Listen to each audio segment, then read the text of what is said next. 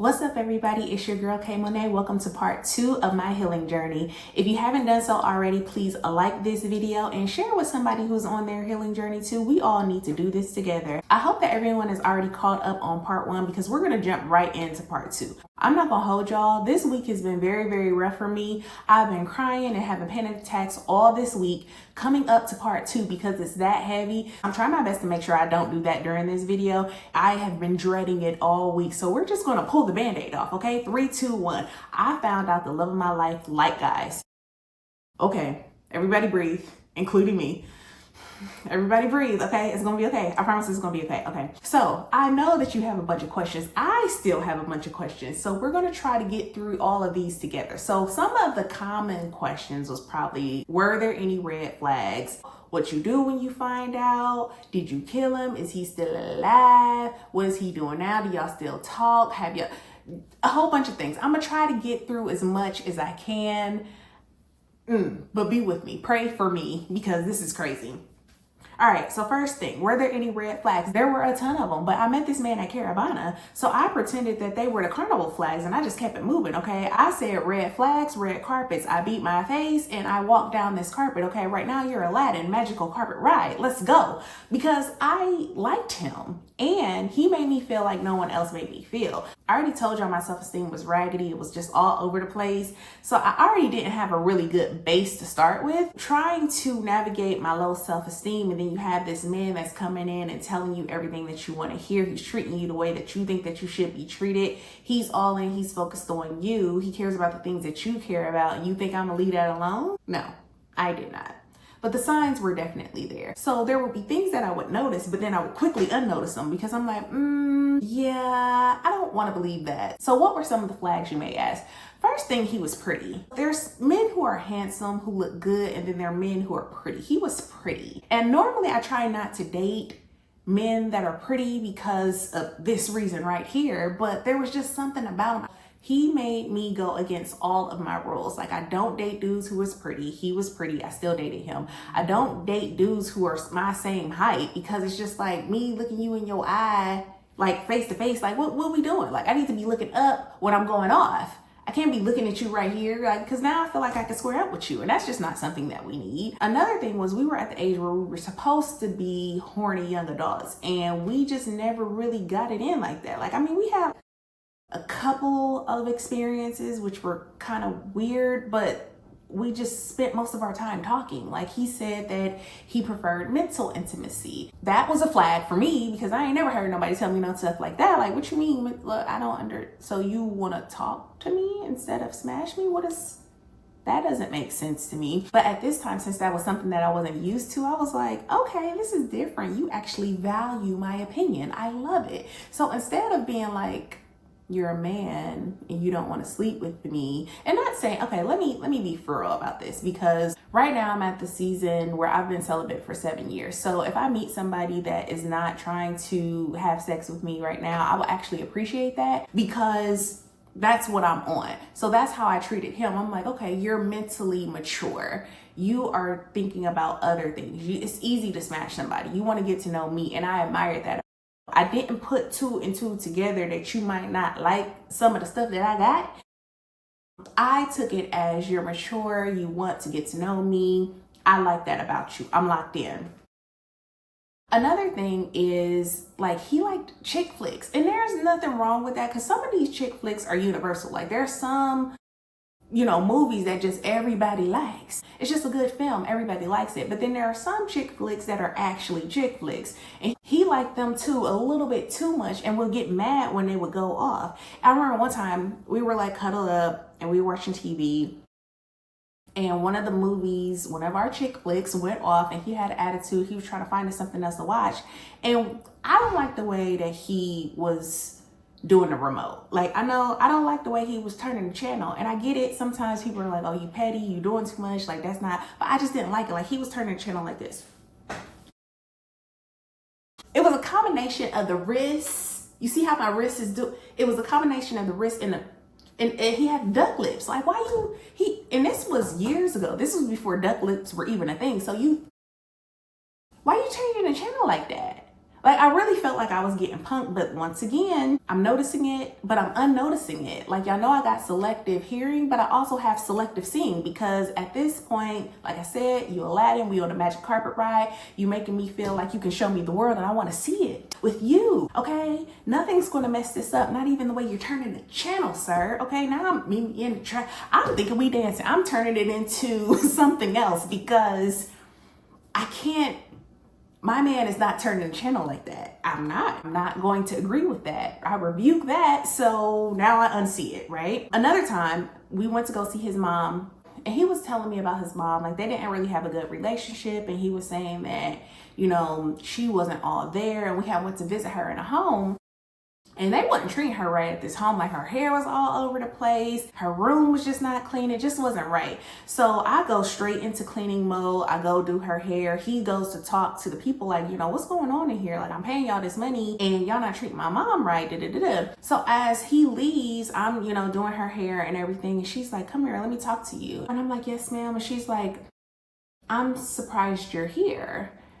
And I'm like, okay, well, I don't know why, like, we're together and he wanted me to meet you. So now I'm feeling kind of like a little bit leveled up, like, oh, he's never brought a girl to meet his mom. So now I feel some type of pride, like, you're surprised I'm here. I'm the first girl to come meet you. Like, I'm sitting on my high horse undeservedly. So I'm there, I'm feeling good. And she was just like, no, I'm just surprised he has a girlfriend. Whoop, wait a minute, mama. What you mean by that? What you mean you surprised he got a girlfriend? What you mean? Now, you had me when I thought that I was the first girl, but you making it seem like I'm the only girl. What's that about? And she's just like, you know, when he was younger, he would play with dolls, so I just never thought he would have a girlfriend.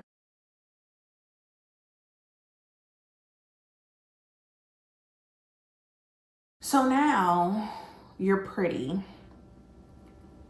You turn and flick of the wrist. Your mom is telling your business. She let me in on stuff that I might not never known about. And these are all the flags that are waving in my face. And what I do, I ignore them. Every single last one of them, because my self-esteem would not allow me to see what was actually there. Which is a shame, because I could have saved myself a bunch of chapters in this book if I would have I'm talking about chapter 2. There's a whole bunch of other chapters in this book. I could have saved myself several chapters if I just would have listened to mama. Somebody out there, listen to your mom. I don't know who this is. Listen to your mom. She be knowing. Listen to the mom. Okay? Okay. I'm sorry. I'm not mad at you. I'm mad at me. So I ignored it. Okay. What's the next question? How did I find out? Besides all that stuff that I just told y'all, I found out on social media. This girl slid in my DM and I thought she was coming to me woman to woman, real talk. She was really cool with my fiance. So I thought that she was gonna come to me woman to woman about him, honestly, because he wasn't faithful to me. At least I don't think he was, but whatever. So I thought she was really coming to me because I knew that they were close and they played that, oh, we're friends, we're besties. I'm like, you're probably smashing her. But it is what it is, because I don't even want this dude no more. So I was prepared to have that conversation with her. I wasn't prepared for her to get on Adam and Eve's internet and tell me that my man was on the down low. Whose man? Like, who you talking about, sis? Like, I know you're not talking about Prince Ali Ababwa. Like, this is Aladdin. We're on the carpet ride. What do you mean he's on the down low? What does that mean? I don't understand. So now I'm on the phone with her. I don't know what happened. I must have blacked out because I don't remember hanging up with her. I don't remember getting in my car. I just remember being at his office going off. That's all I remember. And I remember him trying to calm me down. I remember the receptionist almost had to knock her head off because she gonna tell me that he's in with a patient. Ma'am, if you don't go get this man right now, it's gonna be a problem. So now she on the phone with the police. I'm in the back with him going off. He trying to calm me down, but I don't think he was trying to calm me down to like calm my spirit. He was trying to shut me up so no one else would know what was going on. I don't feel like that was a good thing to do, because here's the thing. I told y'all we weren't physically intimate that much, and he would say that he preferred mental intimacy. And at first, this was one of the things that I admired about him, right? I'm like, you're so mature, you want to get to know the real me, you don't want to just smash like these other dudes. No, that's not what it was. You say that you prefer mental intimacy. Now, mind you, this dude had the gift of gab, okay? He had the gift of Gabrielle, okay? The full name, because he would talk and talk and talk. We would talk so much all the time. I'm like, bro, you don't want to do nothing else. Like, I'm ready. I am so ready. You don't want to do nothing else. You just want to sit here and talk. So now it further pissed me off, because now I'm here and I want to talk to you and you want to act shy. You want to act like all these times when we having these mental intimacy talks, you ain't have nothing to say about this here subject right here. You didn't want to tell me that you liked guys. That's just not what you wanted to say. Oh, I'm getting hot. Okay. So I felt like that was unfair, but once again, this conversation or this subject that I'm talking about now, this whole thing is allegedly, because to this day, he still has not said to me that any of it was true. He denied it. And I asked him several times, because now you want to talk, like you always want to talk. Now we talking. Now I got questions. Every time I see you, hey, you been with dudes? Hey, you like dudes? You can keep it real with me. Tell me, you like dudes? I'll ask him every single time. Every single time he was saying no. So right now it's allegedly. He said he don't like guys. That's all I can go by. So I need y'all to add the allegedly to the rest of this conversation, because I'm not going to keep putting up these fake air quotes for this man. But I did at that time because I cared about him, and I didn't want him to feel the way that I feel right now. Like I felt helpless. I felt lonely. I felt embarrassed. I felt shamed. I felt guilt. I felt depressed. Just all of the feelings. I felt all of them, and I didn't want that for him. So I protected him for as long as I could. And I just feel like no one protected me, but it's not his fault. I'm not even gonna push that on him, because like I said, the signs were there. They were there. My friends were looking at me like, sis, blink twice if you need help. For real. People were looking at me like, something ain't right with this dude. And I'm noticing all the things that I noticed, and there's all these things going on, and I still chose to stay because my self-esteem wouldn't allow me to let go. I didn't have enough respect for myself to walk out, so I didn't. I stayed. I almost got fired though, for real, because at one point I wasn't eating. I wasn't going to work. I couldn't shower. I just was in my house stank. It was a horrible time. I just couldn't get it together. And then I called my granny, and I remember she prayed for me, and grannies are everything. She was just like, look, you gotta get it together. Like, I don't know why you're going through this, but you got to get it together. You can't let life defeat you. If you're still living, you got to fight every day. And I was like, all right, Granny, I'm gonna get up and fight.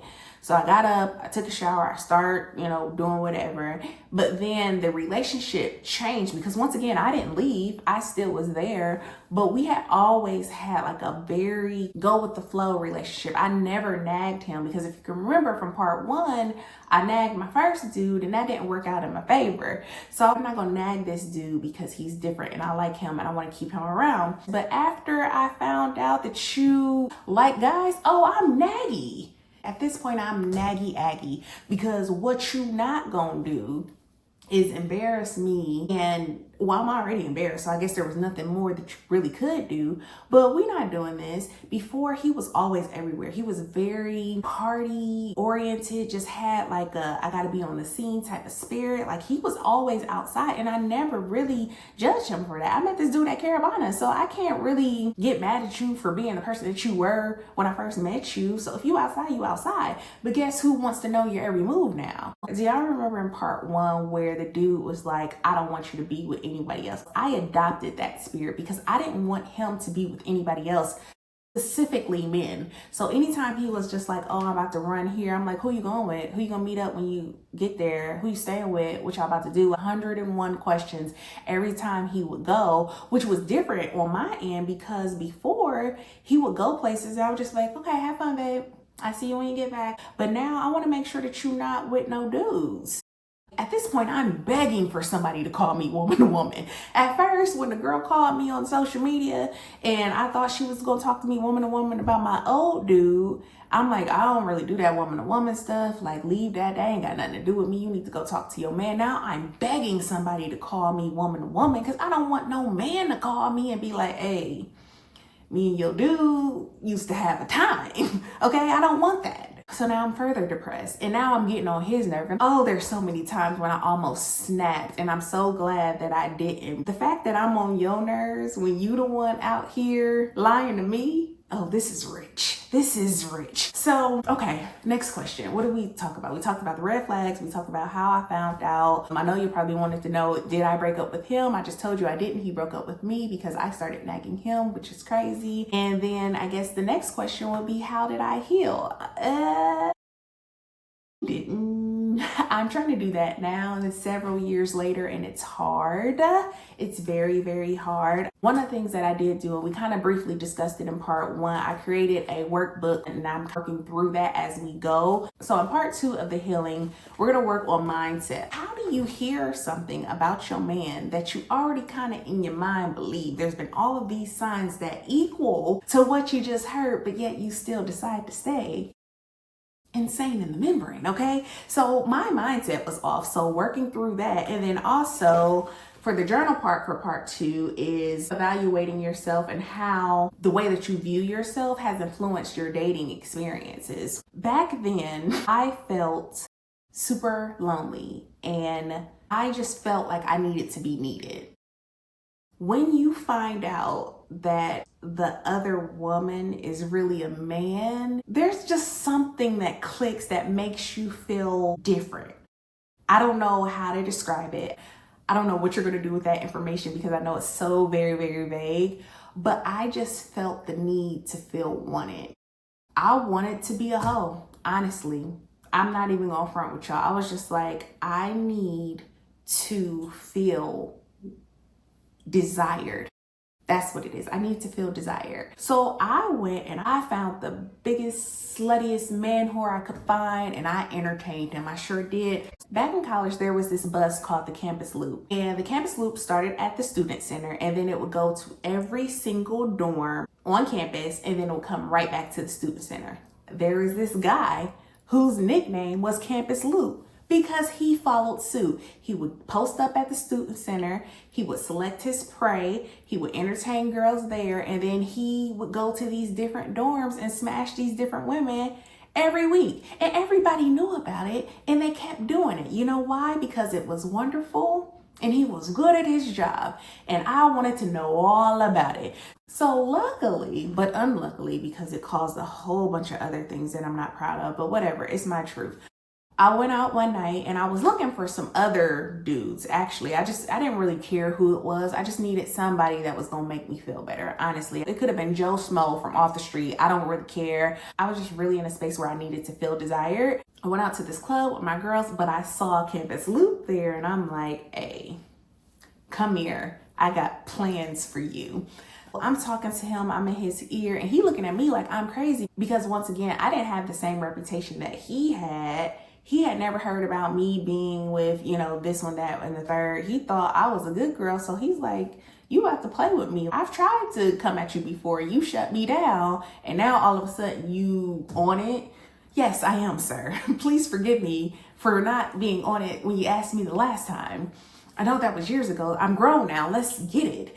He's looking at me a little crazy, like, I don't really know if you about that life. I'm in his ear, assuring him that I am. We're dancing, we're kissing in front of all these people, which is cringe. Like, who does that? But whatever, I did that because I needed some special attention at this time. I'm hurting. And instead of healing, I want to hunch. So come here. So the next few weeks, I'm talking to people. I'm like, yo, make sure that he calls me because I got a couple of things. I know he don't think I'm about that life. Just give me one chance to prove it. Like, I'm begging this man to be with me, which is crazy because I've begged so many dudes to be with me. Well, why didn't I think that I was enough? Why did I never think that I was worthy of love? Ever. I begged my fiance to be with me. My side dude turned me into a side chick, and the love of my life doesn't like me like that. And now I'm here with the hoe of all hoes trying to give him the hoe with me. What kind of stuff is this? But finally he did, and I was pleased. But something I say in the book, sex only temporarily numbs the pain. Like, yes, I had a grand time with him. I'm not even gonna hold you. Like, we had a great time, but I still was hurting. It's still several years later, and I've been crying all week because of this one incident where I could have just healed and been happy. And now I'm sitting here telling y'all all my business and whining about some stuff that I could have prevented. Okay, I'm not gonna keep blaming myself. I'm not, even though I was definitely a big part of the problem, I'm not gonna keep living in shame. We're not gonna do that. So like I said, sex only temporarily numbs the pain, because even though I'm smashing this dude every other night or whenever he calls, basically I was on call. Like, you know how you'll be on call at work? Like, you don't know if you're supposed to go in, but if they call you, you're supposed to be ready. That's how I was. I was on call. He would just hit me up randomly and be like, yo, get here. And I'm like, yes, sir, I will be there, okay? Sometimes I would wake up out of my sleep, like he would get done from a party or whatever and be like, hey, I'm trying to see about you. All right, I'll be there. You know, and he didn't live close either. So I'm half asleep driving up like crazy, dumb. And I did all these things because after that situation, I just really needed to feel something. And although I'm going over his house to get filled up, I'm still leaving empty every single time. So then this is when I'm like, I gotta get out of here because this is just too close. Like, everybody knew that me and the dude broke up. Everybody kind of felt like they knew that he might have been, you know, bisexual. I'm fighting for my life, trying to just feel like a woman again, to feel needed, to feel necessary. I'm messing with this dude. We're doing all type of unholy stuff, but I still just feel empty inside, and I feel like I want to run and hide, and there's nowhere for me to go. But then I remember my friend lived in Atlanta and she was looking for a roommate. So I'm like, I'm just going to move to Atlanta. It was the weirdest, most random decision that I ever made because I didn't have no job in Atlanta. I didn't have a lot of money saved up. I didn't have a lot of anything. But what I did have is the pain and the pressure of my previous relationship weighing down on me. I had so much trauma and I had nowhere to put it. And I was like, I'm gonna leave. I can't live up here anymore. I can't keep walking past these people feeling like they're laughing at me. I will stop going out. I used to go outside and do stuff. I know my friends that are looking at this now is just like, bro, you really changed, because I don't do too much. I be in this house. That's it. Like, I don't really do a whole bunch of stuff. So the fact that I used to be outside, I stopped going out because I'm like, I don't want to run into this man. I don't know what I would do. I already told y'all I blacked out after old girl called me, so I didn't want to black out no more. It just was too much. So we're going to discover all of the random and raggediness that I went through when I moved to Atlanta, because y'all know Atlanta is not a real place. Like, anybody who has ever lived here or visited, y'all know Atlanta is not a real place. Imagine a girl with no self-esteem and a traumatic background moving to a place that does not exist. Stay tuned for part 3 because we're going to get into my life and all of the shenanigans that were attached to it. Thank you so much for being here with me. I know my videos are typically a little bit longer than this and a little bit more detailed, but I could only give y'all what I had today. I'm telling y'all, this has had me in a chokehold all week, so I'm just glad that I was able to get through this video without crying. I'm probably gonna cry in the car though, but everything is good. Thank you so much for being a part of my healing journey. Please leave your comments down below and I will see you in part 3.